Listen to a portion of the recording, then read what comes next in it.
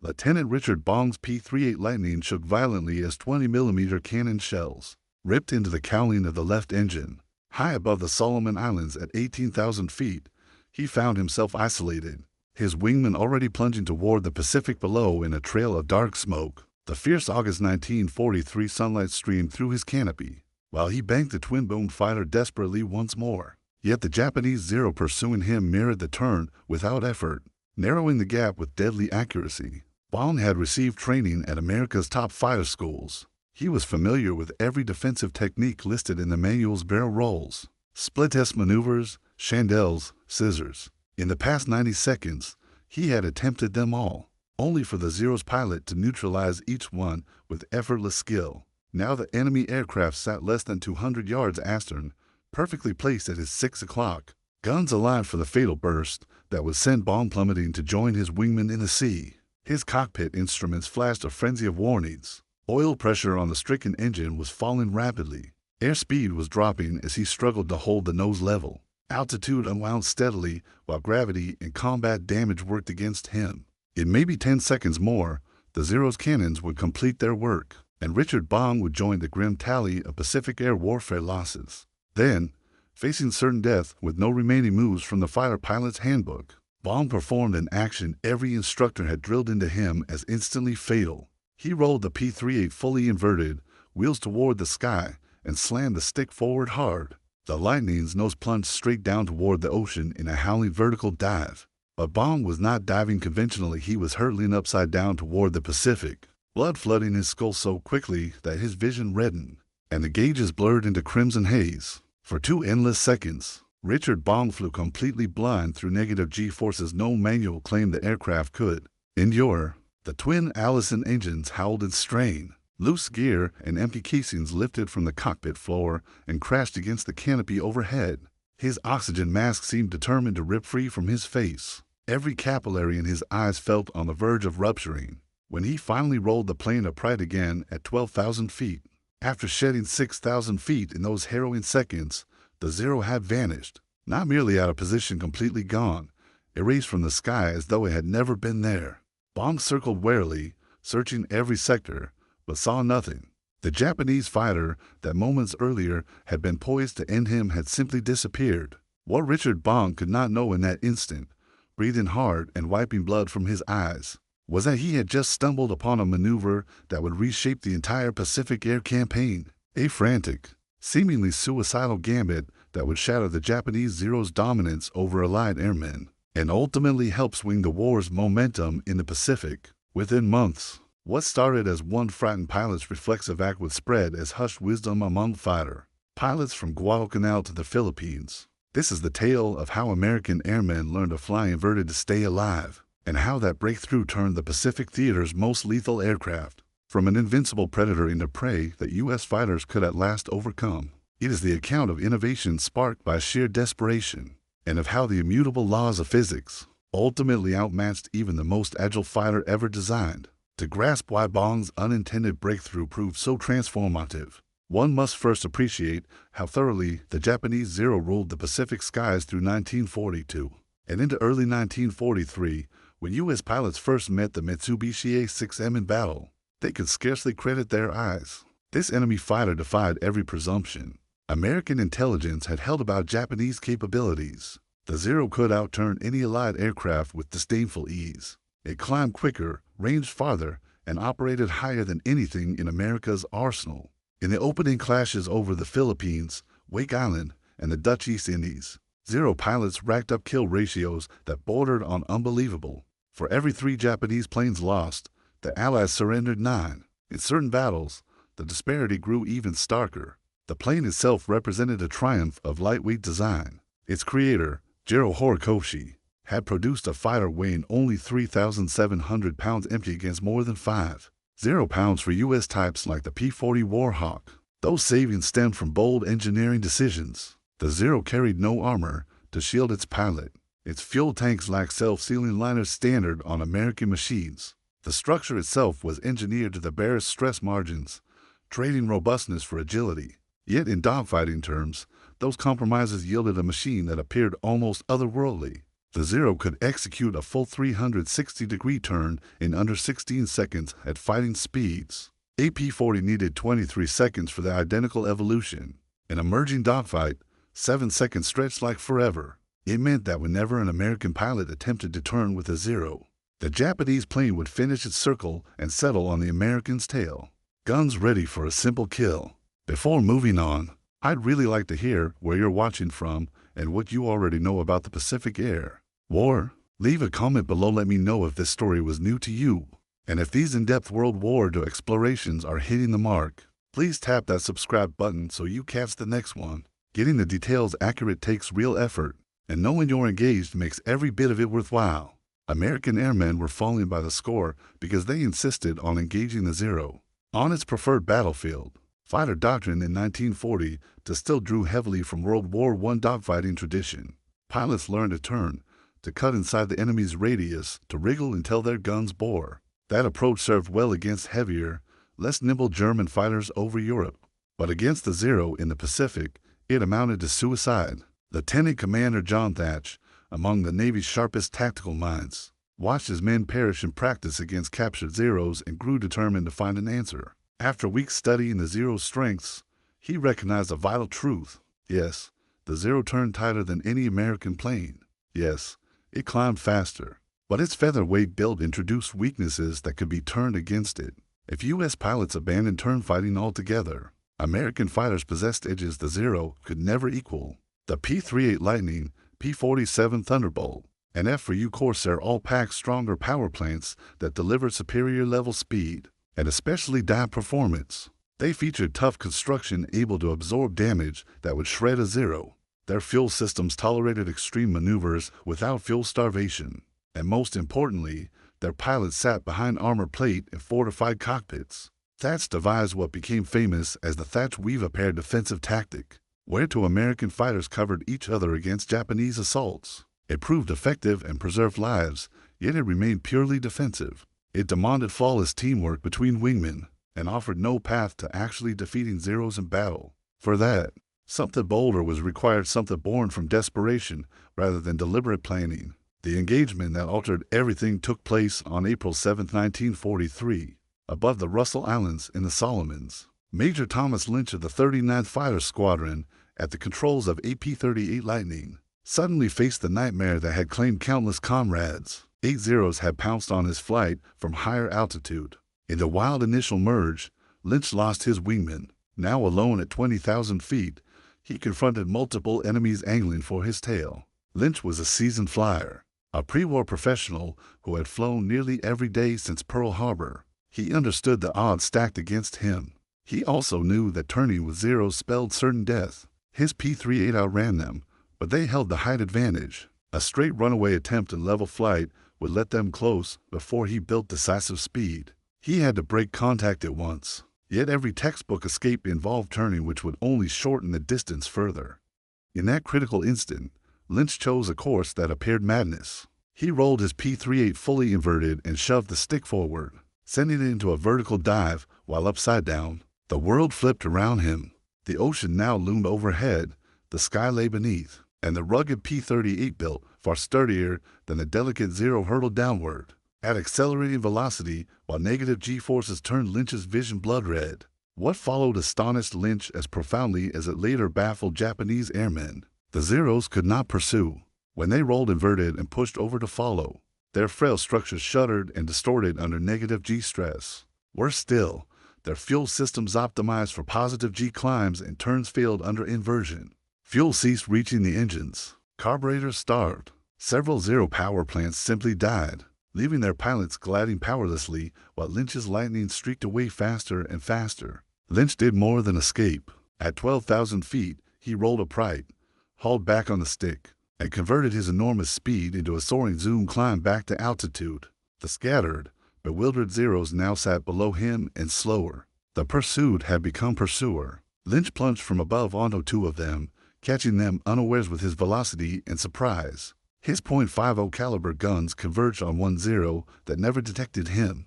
The Japanese fighter came apart under the storm of bullets. When Lynch landed and stepped from his cockpit, his face bore hundreds of tiny red spots, burst capillaries from the negative G strain. His eyes were almost solidly bloodshot. A pounding headache lingered 3 full days. Yet he lived, and he had uncovered a revelation that would rewrite the war. Lynch shared his experience freely. That same evening, over drinks in the pilot's tent, he recounted precisely what he had done and what resulted. Younger flyers listened in awe and skepticism. Inverted flight was hazardous. Pushing over inverted was deemed suicidal, or so doctrine claimed. But there stood Lynch, alive, with 2 confirmed kills to prove it, insisting the Zeros physically could not match the move. The physics behind Lynch's find were, in retrospect, quite simple. In ordinary flight, gravity imposes 1g downward on the pilot. A standard dive pulling back to arc downward generates positive g, pinning the pilot into his seat. Fighter pilots drilled endlessly to withstand high positive g through muscle tensing and breathing control, staying conscious under 7 or 8g in sharp pulls. An inverted dive, however, produced negative g, lifting the pilot against his straps and driving blood toward the head rather than the feet. Humans tolerate negative g poorly. Even 2 or 3 negative g can black out untrained pilots. Capillaries in eyes and face rupture readily. Vision fades fast as blood floods the retinas. The sensation is painful, disorienting, unpleasant. But the key insight was that while pilots could train to endure brief negative G episodes, aircraft fuel systems could not adapt. The Zero's carburetor relied on gravity feeding fuel downward from tanks above the engine. Inversion followed by pushover reversed that flow. Fuel was pulled away from the intake. Engines coughed, sputtered, and frequently quit altogether. The Zero pilot suddenly flew a glider while his American foe accelerated clear. American machines held a vital technical edge the Zero lacked. Many U.S. fighters, especially the P-38 and later P-47s and Corsairs, employed fuel injection instead of carburetors. Injection delivered fuel reliably regardless of attitude. A P-38 could sustain prolonged inverted flight without missing a beat. This modest engineering difference abruptly became decisive in combat. The tactic disseminated through U.S. squadrons not via formal orders, but through the age-old grapevine of combat pilots. When survival hinged on any edge, airmen heeded veterans who had lived through the fire, and those veterans increasingly repeated the same advice. If a Zero latches onto your tail, do not turn.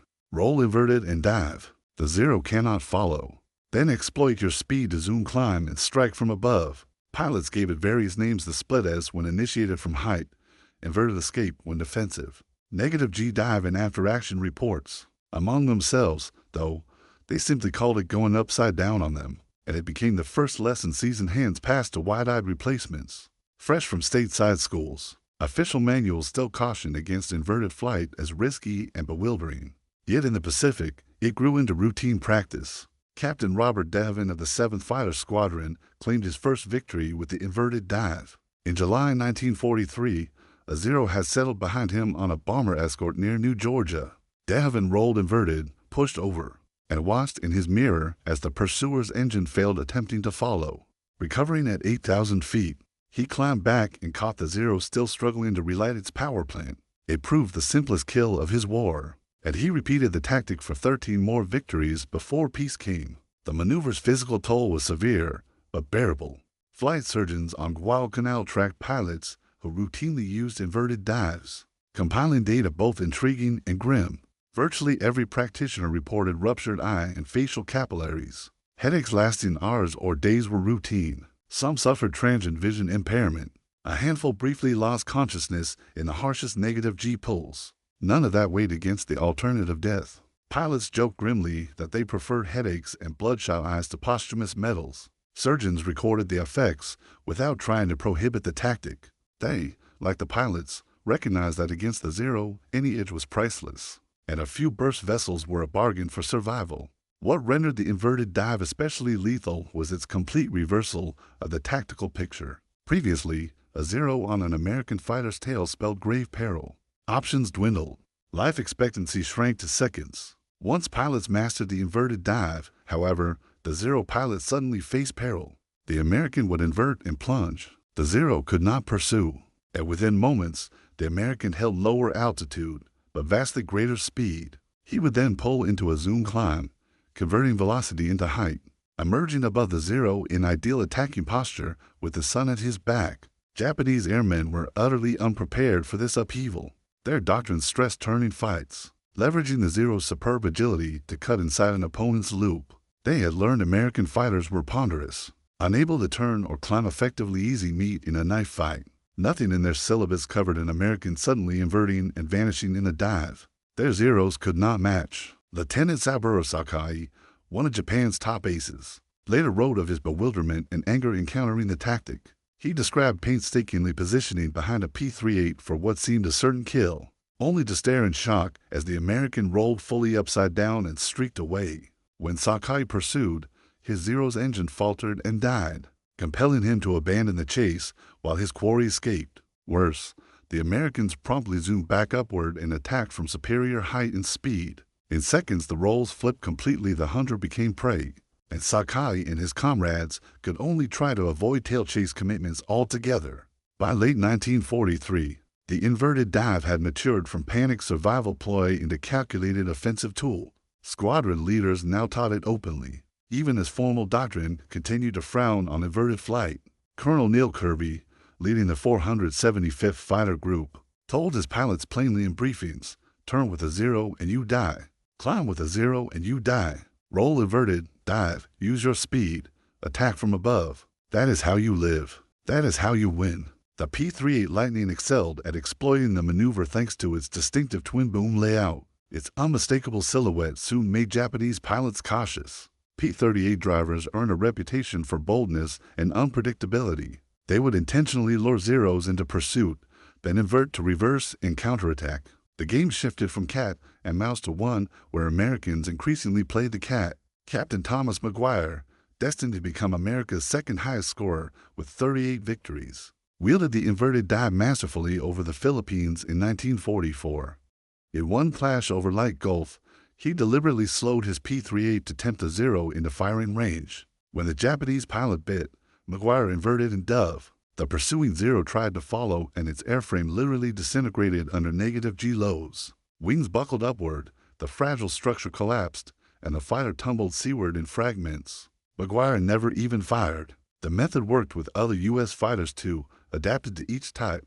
The F-3U Corsair, powered by its enormous Pratt and Whitney RD-800, could execute even more savage inverted dives than the P-38.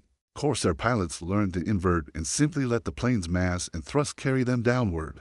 In shrieking plunges, no Zero could hope to match. Marine Corsair squadrons operating from Henderson Field on Guadalcanal posted impressive scores against once invincible Japanese fighters. The P-47 Thunderbolt, nicknamed Jug for its stout fuselage, was the heaviest American single-engine fighter. That mass hindered turning but proved decisive in dives. P-47 pilots could invert and plunge so rapidly they neared supersonic speeds, entering regimes where controls grew heavy and treacherous. Japanese aircraft could not approach those velocities, and Jug drivers exploited the advantage mercilessly.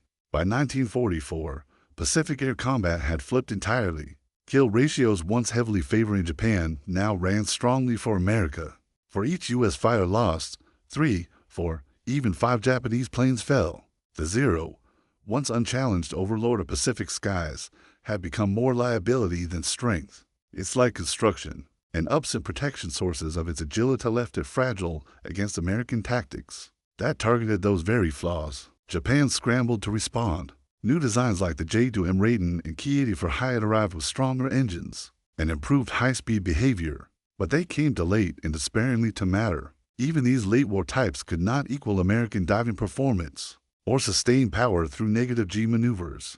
The core physics enabling the inverted dive could not be engineered away in time. More devastatingly, Japan bled away its veteran pilots at ruinous speed. The aces who had ruled early campaigns perished over the Solomons, New Guinea, the Philippines. Replacements rushed into battle, often held barely 100 hours experience, against American survivors of scores or hundreds of sorties. These novices had little chance against airmen who understood every strength their mounts offered. Richard Bong, the pilot, whose panicked August 1943 improvisation ignited the revolution, became America's top ace with 40 confirmed kills. He perfected the inverted dive, frequently baiting Japanese fighters into pursuit just to showcase it. Fellow pilots studied his gun camera film in wonder as he coolly inverted, escaped pursuing Zeros, zoomed back upward, and dispatched bewildered foes from above. The tactic's value extended beyond pure fighter duels. American bomber crews adapted gentler versions to shake pursuing Zeros.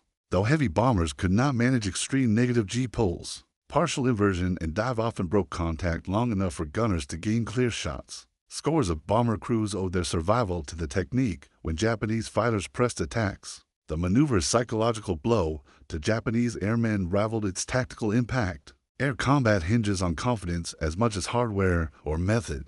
In early 1943, Japanese pilots flew with supreme assurance, certain their Zeros could outturn and outclimb any American offering. By late 1943, that certainty lay broken. Japanese flyers knew committing against an American fighter risked seeing their quarry invert, vanish downward, then return from above holding every advantage. The mental edge now belonged wholly to the Americans. The inverted dive's legacy reached far past World War II. Post-war instructors examined Pacific lessons and wove them into doctrine. The split has a formalized inverted dive variant entered standard fighter training. Jet pilots in Korea employed similar evolutions against MiG-15s. In Vietnam, facing nimble Soviet designs, Americans again found victory in rejecting turn fights for speed and energy management. The Navy's Fighter Weapons School top confounded in 1969 specifically to prepare pilots for outnumbered fights against agile foes. Top principles echoing those born against Zeros. Exploit your machine's strengths. Refuse combat on enemy terms. Favor energy and velocity over turning radius. Lessons forged over the Solomons in 1943 still guided F-14 and F-18 pilots generations later. Thomas Lynch, the man who converted Bong's accident into deliberate doctrine, did not live to see victory. Anti-aircraft fire claimed him over the Philippines in March 1944, while strafing Japanese positions low and fast. He was 27. The inverted dive offered no shield against ground fire, and Lynch perished doing what he had drilled into his squadron: press the fight, accept risk, never let the enemy regroup. His Medal of Honor recognized 12 victories and his groundbreaking tactical leadership. The inverted dive illustrates something deeper about how wars are truly decided. It emerged not from staff planning or engineering brilliance, but from one terrified pilot, attempting what all authority deemed impossible. Combat veterans refined it through hard-won experience learned quickly or perish. It proliferated not through bureaucracy, but through the bonds of shared mortal danger. And it succeeded because it harnessed physics no Japanese design could quickly defeat. The tale also underscores how thin the margin between triumph and disaster could be in air warfare. The Zero was genuinely exceptional. In skilled hands it remained deadly, yet it possessed exploitable flaws if opponents could only discern how. For over a year American airmen died in droves, unable to solve the riddle. Then Richard Bong, in blind desperation, rolled inverted, somehow survived, and the riddle cracked open. Neither the Zero nor American aircraft had altered, but tactics had, and that proved decisive. Today a beautifully restored P-38 Lightning resides at the National Museum of World War II Aviation in Colorado Springs. Finished in Richard Bong's markings and named Marge for his fiancée, it stands beside a plaque explaining the inverted dive and its pivotal role in shifting Pacific air supremacy. Visitors can gaze at that elegant twin-boom design and picture the courage required to roll it inverted 18,000 feet above the sea and push into a dive that appeared suicidal. Surviving Japanese Zeros, too, grace museums worldwide. Restored examples reveal their graceful, purposeful lines, easy to see what once made them so feared. Yet close inspection shows the delicate aluminum skin, the sparse framing. Knowing the history, one understands why these superb machines could not pursue American fighters through the inverted plunge that ended their reign. The inverted dive's broader lesson reaches beyond aviation into any arena where breakthrough matters. Sometimes the answer to an intractable challenge arrives not through superior tools or greater means, but from someone desperate enough to attempt what convention declares futile. Richard Bong was not meant to live through that August day in 1943. He defied every rule and protocol, yet lived. In living, he delivered American airmen the means to vanquish a seemingly invincible foe. The story reminds us that in war, technology, or any contest, victory rarely belongs to whoever fields the finest gear. It belongs to whoever learns to wield their gear most cleverly. The Zero likely remained the superior dogfighter until war's end, but American pilots stopped dogfighting. They learned to invert, dive away, and enlist physics as ally. They learned to dictate terms rather than accept the enemies. That insight, forged in terror above the Solomon Islands, retains relevance wherever evenly matched adversaries clash. Richard Bong outlived the Pacific fighting with more victories than any American ace. Yet peace claimed him. On August 6, 1945, the very day Hiroshima fell to the atomic bomb, Bong died testing a P-8 jet in California. He was 24. The cruel coincidence struck those who knew him. The pioneer, whose improvisation helped secure Pacific victory, perished the day that guaranteed the war's conclusion. He never witnessed the full fruits of his August 1943 instinct, but his legacy endured in the hundreds of pilots who came home because they had learned to fly upside down when survival demanded it. In the restored P-38s that thrill airshow crowds today, sometimes demonstrating the split S Bong originated, and training Salabi that still preach the core truth: play to your strengths, deny the enemy theirs, and never fear attempting the seemingly insane if it may preserve your life. The inverted die born of one pilot's panic and desperation became enduring tactical lore that outlasted all who fought the war that spawned it. The Japanese Zero seemed invincible until one American airman accidentally uncovered the move that changed everything. That discovery was neither new armament nor superior plane. It was simply the readiness to fly upside down when every instinct and every manual insisted. It would mean death. Sometimes that alone suffices to alter the course of history. One individual, desperate enough to attempt the impossible and fortunate enough to survive it,